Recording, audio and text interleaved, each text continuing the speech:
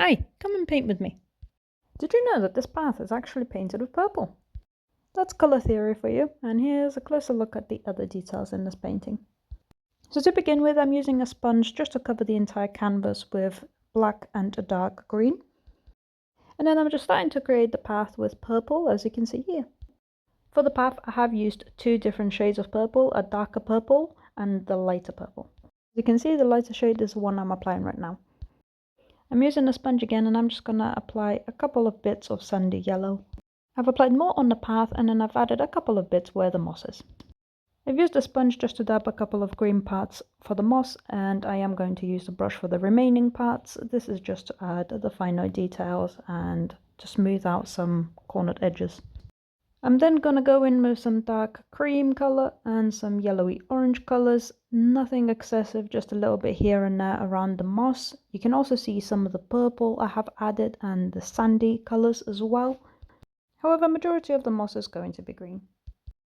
So now the moss part is done, I'm going to start on the forest. So I'm using the light brown here. This is going to be a tree stump in the background.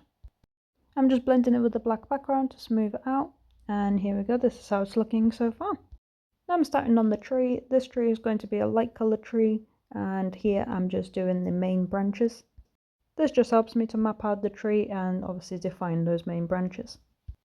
So this part is my least favorite part, to be honest. I am going to just add a lot of branches to the tree. I'm talking probably in the thousands of little tiny sticks.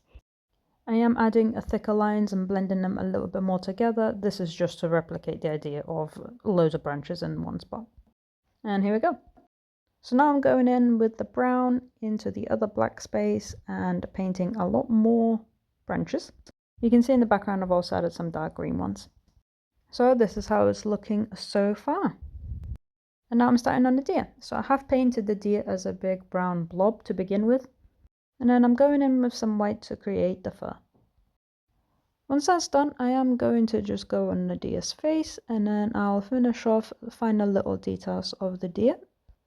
And here's a final look at the painting. Thank you for watching. I hope you enjoyed it.